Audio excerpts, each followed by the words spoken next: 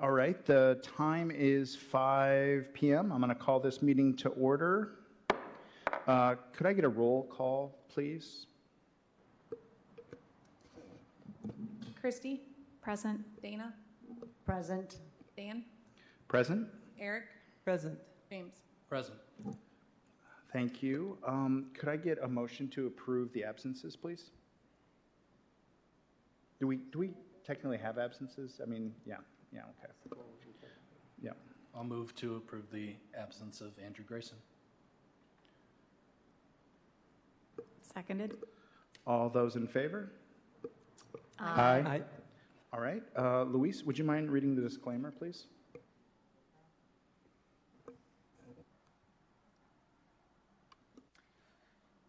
Chapter 16, Section 22 of the City of Kalamazoo Ordinance states, historical preservation is a public purpose. To serve that purpose, the Historic District Commission is hereby charged with the following responsibilities. A, the Kalamazoo Historic District Commission is empowered to regulate work on the exterior of historic resources and non-historic resources in historic districts in the City of Kalamazoo, and shall otherwise have all powers invested in historic district commissions pursuant to the Local Historic Districts Act, MCLA 399201, and 1970 PA 169 as amended in 1992.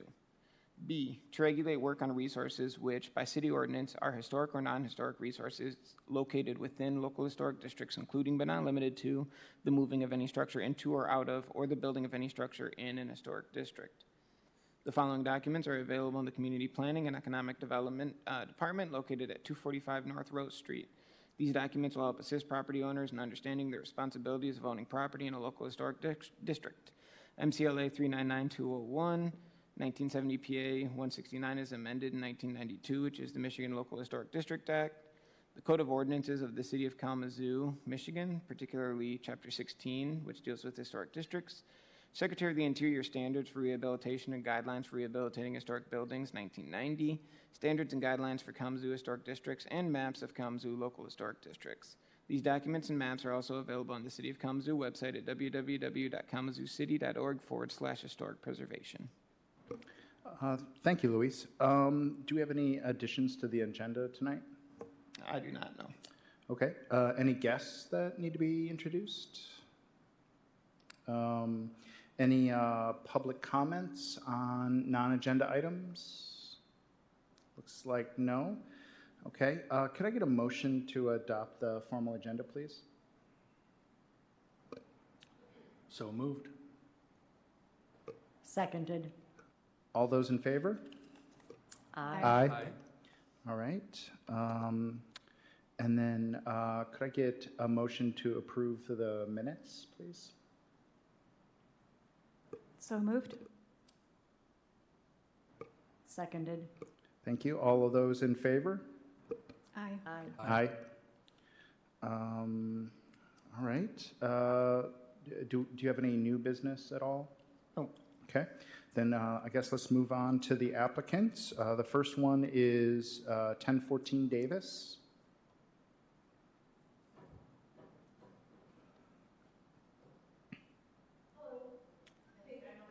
Except maybe James.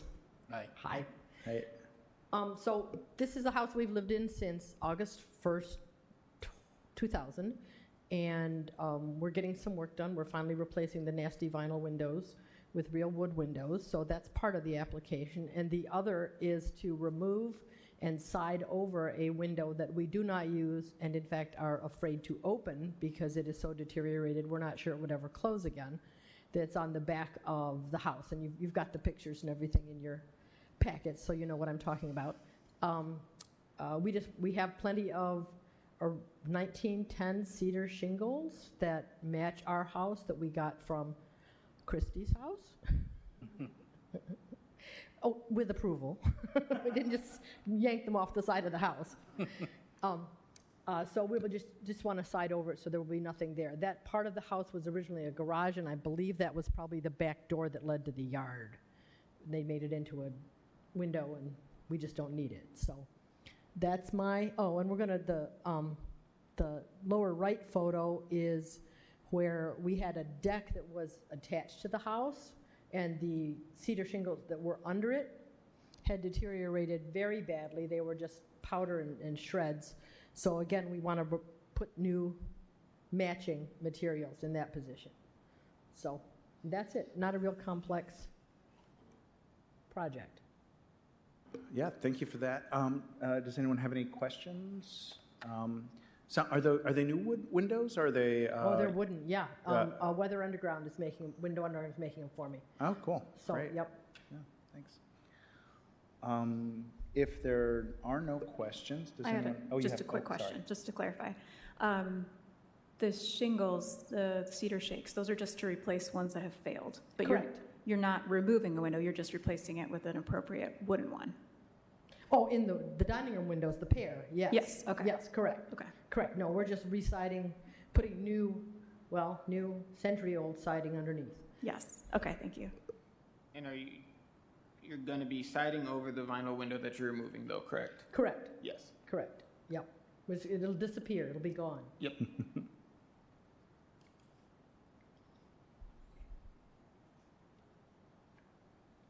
I have no questions. I'll make a motion to approve the certificate of appropriateness as it complies with Secretary of Interior Standards 4, 5, 6, and 9.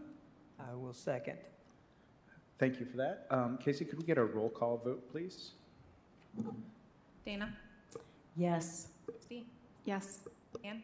Yes. Eric? Yes. James? Yes. Thank you. Thank you. Thanks. I'll be in touch with you probably Thursday or Friday, because we're not in the office tomorrow, Okay. to get the certificate of appropriateness over, so. Okay, great. Thank you, Luis. Thanks so much. Great seeing you. Moving on to 722 Eleanor. I have a question. Does this TV work down here today? Yeah, I don't know why it's not on. Can we turn it on, please? Thank you. Welcome I don't know back. how to turn it on, I Hey. guess, is the other thing. No. We have either.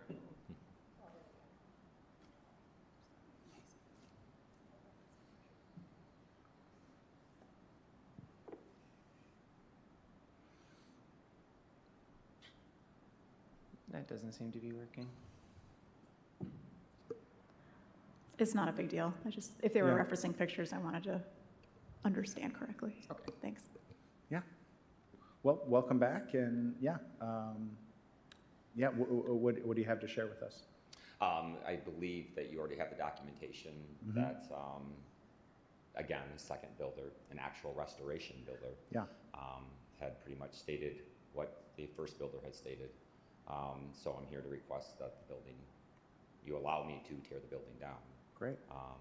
There really is not another option. I mean, I couldn't even probably find someone to restore it if that were even possible, I don't think. But anyway, so that was my request to continue with the meetings from before. Thank you so much for getting that second opinion for us. Does anyone have any questions regarding that? I'll just start with a comment. I appreciated the additional pictures on the second. Yeah, he was very thorough. He was, I was very impressed. That definitely helped to better illustrate the problem that you're facing. And I see where he noted that the value of the garage is less than the cost of repair. And I think that speaks volumes. I also think there's some historic value, but also seeing the danger not only to the workers, but to the neighboring properties also stood out to me. So thank you. I would like to say I disagree. I was at the property today myself. Now, based on photo on page 15, yes, you do have a property next door. That's a property that should come down, that building. So to claim that you can't access your building because of that, I think is kind of a weak excuse. I also think the fact that you haven't replaced siding in 8 years and you haven't repaired the roof in 8 years is kind of a weak excuse to claim that it's a hazard. That's my opinion. Also further to say that there's nobody that will repair this, I think that's incorrect because I myself can do that work and there's many, many people around that can do that type of work. It would appear to me that there's perhaps other reasons for wanting to tear it down than the fact that it cannot be maintained. I also want to state for the record that this is a historic district. I presume you were aware when you bought this property, you were buying in a historic district and that you would be subject to commission overview. I just wanted to state that for the record. It can be repaired. Is it a cost? Yes, it is. The foundation is actually cracked, so if you were in there, you've seen the foundation actually cracked. So how do you suggest that you're gonna fix that foundation? I to could keep it not get stable? inside of the building because of the doors. I wasn't going to pry the doors open or anything like that, but from the outside, the block appears to be in good shape. It is not. Um, You have pictures, I believe, of that. Well, there were some minor cracks that I did see, but nothing that, and I see heaving in the parking area, but that has nothing to do with Right, the you had asked me actual. to get a second opinion from I have no idea who this guy is or who this company is, and he states exactly the same thing as the first builder, and he's an actual restoration builder. He's not someone that's Well, just what saying- you're looking at there is a restoration builder is probably going to be more expensive than just your average Joe because he Sure. has specialty that he needs to get compensated for. But to say there's not people that can fix it, there's many people that can make the repairs. So the company that you did book, like I own a historic building and they did come out and do some work for me, and they're an amazing company. I do trust their opinion on stuff. They were willing to tackle the building they restored for me. It took quite a few contractors to turn down working on it before they did, so I'm just adding that in. So I do know the company that said that, and that means something to me.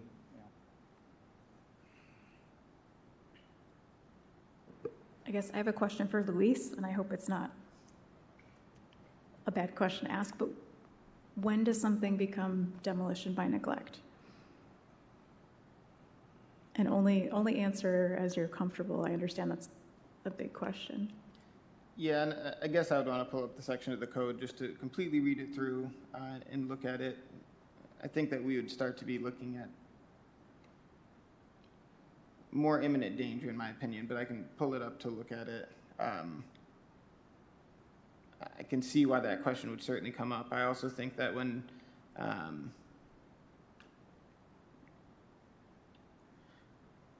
we did ask for more information regarding the structural integrity of the building, and I think that builders can certainly have differing opinions. So I think that's completely fine, right?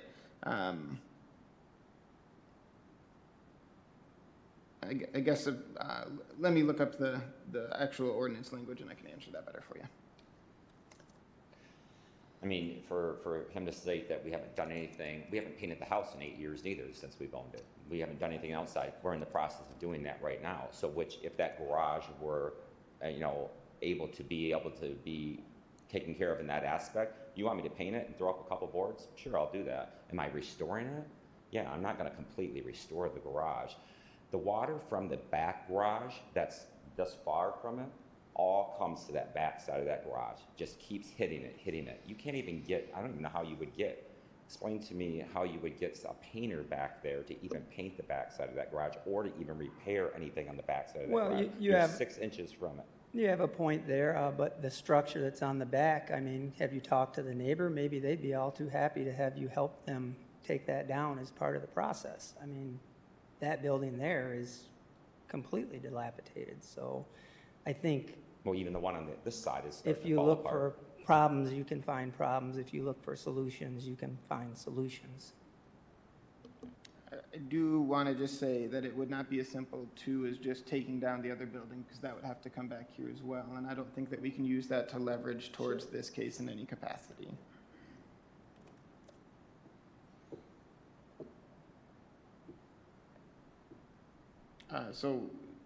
And I wanted to find something else to reference this against it as well.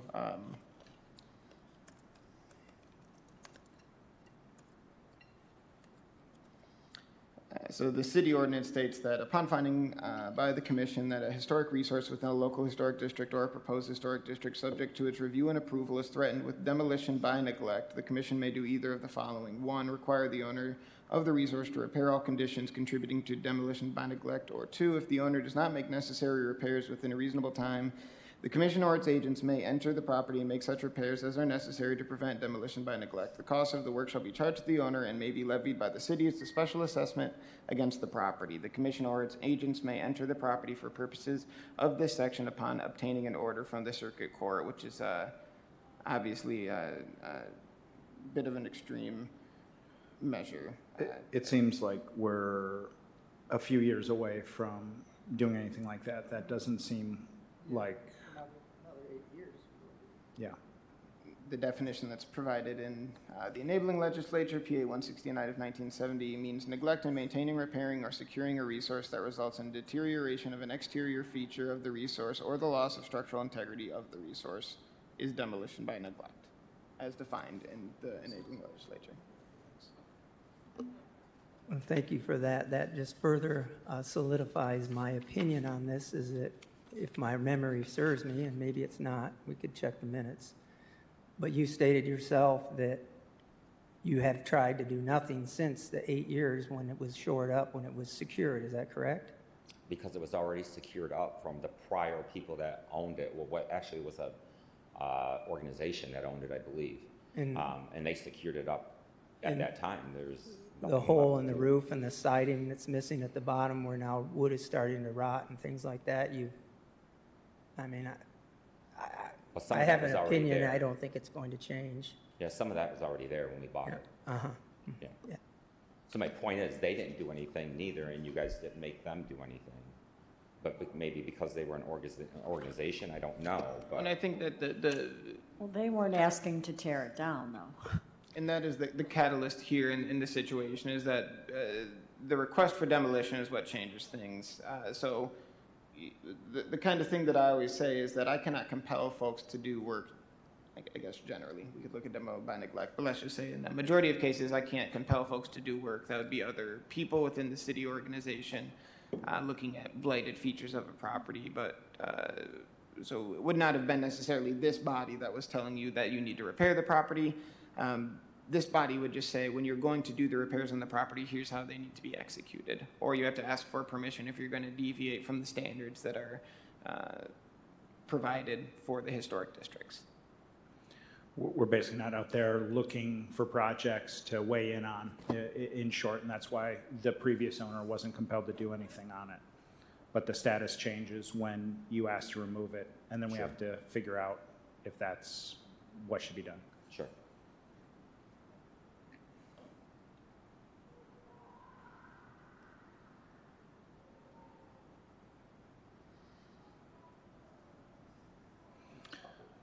So, if there is no other public comment or comment, I guess I got a public comment. What would you have to say, Sharon? Please both come up to the Yeah, microphone. please. Thank you. I'm not sure if you bought it from the land bank. That's who I bought. You did, okay. This commission required the land bank to repair it when they asked to demolish it 10-some years ago, to shore it up. They didn't expect a restoration because it was a public entity, the land bank. And so they required this to be repaired enough that it would be stable. They did allow a carport that held 4 cars that was attached to the east side to be removed. And that probably evidence is gone completely now. But then they shored it up and they left it that way. So that was, even the land bank, which is a public entity, was required to make the repairs that were needed to be made just to stabilize the building. If they wanted to restore it, we would have been 100% behind them. You have one advantage that the land bank does not, in that if you decided you wanted to make repairs to this building, you could use the Michigan Historic Preservation Tax Credit, which is worth 25% of the cost of the repairs, to pay you back for the investment in the property. Because this would be an eligible property. I tried to do that once, and I called on the day that you were supposed to do that, and they said it was all used up by one person. It was, but I said, okay, that's Yeah. going to be a Well, negative thing. this is like 2 years later, and now there is money. The piggy people have got their share, and now the smaller entities are able to make use of it.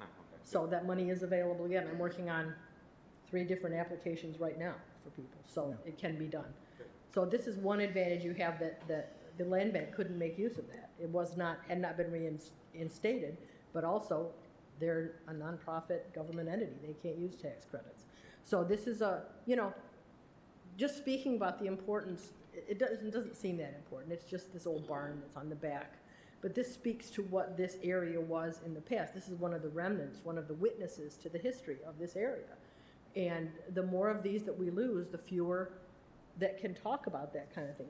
50 years from now, people may say, what barns? There aren't any barns behind any of these buildings. You say, well, yeah, but there used to be. People used to have horses. People used to have all sorts of other things. It's like, so we want as many as possible of these buildings to stand as witness to history for us. And possibly, maybe you could get it sound enough that you could actually let people park in it, So anyway, that's my 2 cents worth. It's pretty well braced up right now. Yeah, I know. I could see some of the cross braces that were there, and because I had Luis's job for 20 years before I retired. So I know the property, and if we made the land bank do it. So. Well, thank you so much for that insight. That gives me more clarity on it, and I think. I mean, I don't know if this would be an ongoing thing, but it would be awesome to see like past approvals, like, that have, I don't know if that would be easy to collate, like if you could look up if a property has had the same thing come up over time. Be interesting. I don't know. It's too much. I don't want to put a lot of work on you, but it is an interesting insight. There may be some grants available too, sir. There may be some grants available too that can help you with the cost. Nobody's going to give you $100,000, but it would help. Right. All right. Thank you. Did you have a comment as well? Yeah. Please come on up. Yeah. Can you hear me okay? Yeah. Would you state your name, please? Yeah. My name's Mark Dunham, and I live at 717 Eleanor Street. And I'm here, of course, to oppose the demolition of this historic carriage house at 722 Eleanor Street. And I've lived on this block for 39 years, and I've also had rental property on this block for nearly as long. And I'd like to oppose the demolition on the grounds that it's a valuable historic resource. In my opinion, it's a safe structure, and it's not a threat at this point to life or property. Although it is true that it's suffering from deferred maintenance, and I'm quite shocked because I knew about the water damage, the water that was being directed towards the structure, when the land bank owned the property, and I'm absolutely stunned that water is. The water situation hasn't been addressed before now, and to build on what Sharon already addressed some of this, but the land bank got the property. It was tax foreclosed. The land bank got it in 2011. It was in the possession of the land bank from 2011 to 2016, at which time the property was sold to the present owner. When the property was in the possession of the land bank, they, in consultation with Sharon Ferraro, recognized the financial and historic value of the property and rehabilitated the 2-unit home, and which had been converted to a duplex around 1910. They also, more pointedly, the land bank devoted time, energy, and public money towards stabilizing the carriage barn. And some people believe that the carriage barn predates the house by several decades. So since purchasing the property, which the present owners knew is on an architecturally intact street in the historic district, the carriage house has received no maintenance in those 8 years. The roof's deteriorated to the point where at this moment, deteriorated roofing has slid off the roof and is piled on the ground. So those are some of the reasons why I'm opposing the demolition. Thank you. Thank you.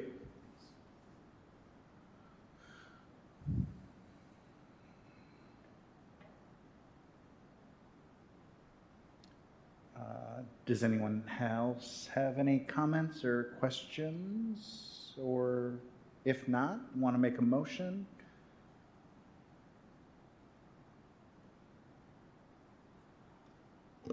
I will move to approve the demolition of the structure as proposed in the application. Someone that has the packet in front of them, please make the motion, just so the language can be buttoned up.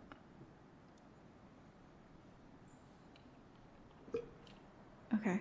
I move to approve the proposed work as stated in the application as it meets criteria 4. Do I have a second on that? I guess if you could also go back and moving to approve the notice to proceed on the work because meets the notice to proceed criteria 4, please. You can just amend it, Christy, that's fine. Line, can you repeat that to me? Just that you're moving to approve the notice to proceed. Okay. I move to approve the notice to proceed for the work as described in the application because it meets criteria 4. Thank you. I'll second that motion. Thank you for that. Casey, could I get a roll call vote, please? Is there any discussion? Oh, I'm sorry. Yeah, any discussion for a vote? Okay. A roll call vote, please. Dana, No. Christy, No. Dan, No. Eric, No. James. No. Okay, Rob, so it did not pass for the demolition of it. We can continue to talk about this, like I said, by the end of the week. I won't be in the office tomorrow. As Sharon stated, there are going to be tax credits, and this one would also be eligible for the National Register, the national tax credit, because it's listed on the National Register and it's a revenue-generating property.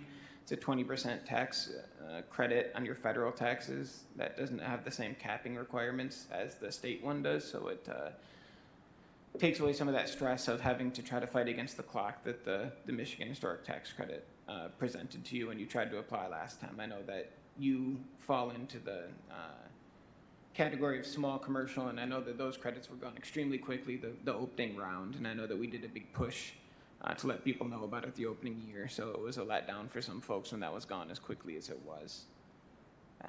I also do just want to say that I do appreciate you going back out and getting the information that we requested, and you got it on a pretty tight schedule and got it to us again. So thank you, and we'll be in touch moving forward. Yep. Thank you. Thanks. Okay, well, that sums up all the applicants. Do you have a report for us? Yeah, I do. Just looking at Oh, do I? Yeah. no, that's it. just hasn't been a lot of the stuff, administrative reviews. The one at 530 West South, you may recall that this came to us a couple months ago where they put on about 4-inch concrete columns at the base of the porte cochere columns. We approved that work. Continued to talk to the contractors at 530, and they just have decided now that they're just going to tear out the existing 8x8s, dig new footings, put in new 8x8s, and then wrap them with the original trim, which I said does not need any review because it would just be reverting it back to what it is already. They still have the trim in the basement, so I was pleased with the way that work is going to turn out, I think. I think that's the more appropriate fix for that because you're going to be reverting it to what it originally looked like. I didn't write this in the report. I guess I don't know why all the way, but as you all probably know, we had quite a few fires that happened over the past over the last week. So there were 3 houses on Allen Boulevard that needed to be demolished. When it comes to the point that the fire marshal just makes that call, I would never, I don't think, argue with him, but B, it's a safety call that he needed to make, so he did make that call and tore them down. No fun to have houses go down, right? Especially 3 right next to each other, and especially the house furthest to the north still had people living in it, so I'm glad that everyone got out and no one was harmed. I want to say the addresses were 117, 121, and then 123 or 125 Allen Boulevard, so that's going to leave a sizable hole in the streetscape on Allen Boulevard, which is just to the west of St. A's, and it runs perpendicular to Michigan Avenue there. There's also a fire on Vine Place that severely damaged the property, and I don't know what the fate is of that one yet all the way. I wouldn't be surprised if the fire marshal also said, hey, we might need to tear that one down, or if they came before this board in the near future. You could see through some of the exterior walls straight to the sky, so it would be a very sizable rehabilitation to do to that property, and I'm not sure what that's going to look like at all, to be honest. And then we had another fire on Walnut that was caught rather quickly, and hopefully that house can be salvaged. But again, at what cost? And it's a sad thing to see these fires happening to properties, any property in the city, truly. Historic properties obviously are near and dear to my heart, so it's a sad thing to see that happen. And it's also sad to see them where people are living in them, obviously. And I think the second worst thing to that is properties where people are doing work on them and the expectation of getting them up and running again, just to have that reverted back to square one by something as devastating as a fire. And when a fire happens, you're not only fighting fire damage, you're fighting smoke damage. You could be fighting the blunt force of axes when the firemen are trying to do their job. And I greatly appreciate the work that they did on all of these properties. And then you're also fighting water damage, which is all three of those things, or four of those things are really hard to come back from. So just wanted to let you guys know about that, let you know that we did lose those three properties, and let you know that as far as I know, no one was hurt in these fires. But what a devastating thing to happen. So, I mean, have they ruled them related at all? Or are they all? I don't know. And Yeah, have you heard anything? I spoke, or my wife spoke with the Walnut owner, and that's a real shame because he was doing such a meticulous job on the outside. It was He came before the board for some of that work. I Yeah, remember. and he said there was no power connected, so it couldn't have possibly been electric fire. It does look like one window has some cement blocks in it, and maybe somebody climbed in through that window. I don't know. But yeah, what a shame. What a shame on that one in particular. I did see that they're investigating for arson, is that right? Yeah. yeah, and I won't make any speculative comments, and I'll leave that all completely up to the law enforcement who are investigating it at this time. I had just taken a walk maybe a month ago through that neighborhood, the Allen Boulevard neighborhood, and I was just like, what a secret, amazing little treasure this whole neighborhood was. And you could see they were working on bringing some of them back, and I was extremely disappointed. I drove out there and checked them out. Actually, Sharon, I learned about it from your Facebook post, and then I went and checked it out, and it was really heartbreaking. Like, just nothing was salvageable. All right. If there's nothing else, I think I'm going to adjourn the meeting. Do I have a motion for that? I'll move to adjourn the meeting. I'll second it. All those in favor say aye. Aye. Aye. Meeting adjourned.